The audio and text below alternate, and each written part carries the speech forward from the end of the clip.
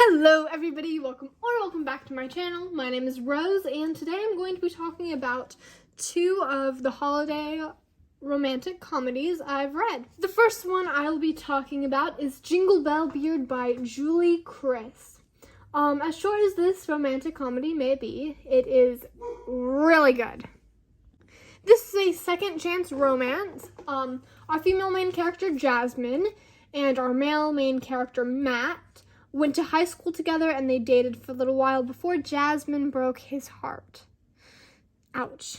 That one stung.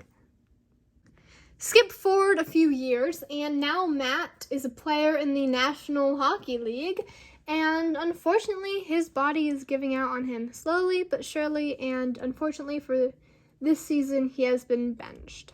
Jasmine, on the other hand, works as a PR and she's had a few incidents. So, unfortunately, nobody will hire her. But Matt's sister. So, Jasmine gets hired as the PR for Matt's family, and this is because they need to make money, and fast. It turns out Matt's dad, he is the person that runs their Holiday Inn.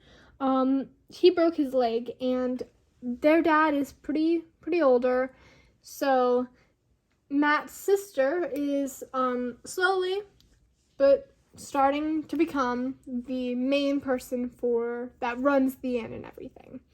So how does one make money?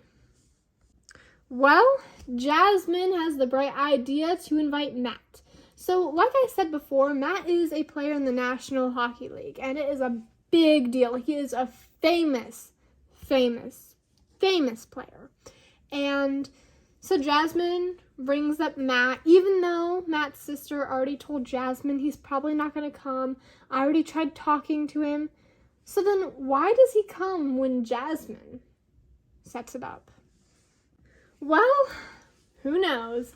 But he comes and booyah, there's your moneymaker. Okay, minor spoilers ahead for Jingle Bell Beard. That is a tongue twister for some reason, by Julie Kriss. So if you don't want to hear spoilers, then you can just skip on forward in the video a little bit, and you will be at the next romantic comedy. I absolutely loved this book. It was one to remember. I read it in about just a couple of hours. It was only 165 pages, so, and I loved this book. It was great. The characterizations, the rekindling of the romance, and how Matt never really, actually let go of Jasmine. I mean, sure, he dated here and there, but, in his thoughts, he never really let go of Jasmine after she broke up with him, and nor did Jasmine. Jasmine always wanted to be Matt's girlfriend. She thought about him a lot, even after she broke his heart. And it's all because she was scared. But I loved how in deep the thoughts were, and I love this author's writing style too. Honestly, a great read. One that I highly recommend. It's a short one, but it's a good one nonetheless. So this book is called My Fake Christmas Fiancé by Julie Kriss. So this is all about our male main character. His name is Wesley, and our female main character, her name is Penelope. And their dads are CEOs of companies, and they want to merge their companies due to some financial issues. Finances can be So yeah, what's the best way to merge a company, they ask? Well, marriage is their answer. So I guess unknowingly, kind of, at a meeting, Wesley and Penelope are both there, and they sign this contract that states that they must be married in a year or the merge is off. And the companies both really need this merge. So skip forward a bit, and Wesley and Penelope don't know each other. They're pretty much enemies, rivals, because of this deal. Penelope does not want to get married to Wesley because she doesn't know him. However, there's a tiny bit of an issue. That issue is both of their dads. Some bad stuff happens, and all of a sudden, Penelope and Wesley are in charge of running their separate individual companies. A year goes by. Wesley promises Penelope a way out of this, but nothing happens on the year because it's so busy with whatever happened with their dads, which you'll find out in the story, but I don't want to spoil that. So, wow. Just wow.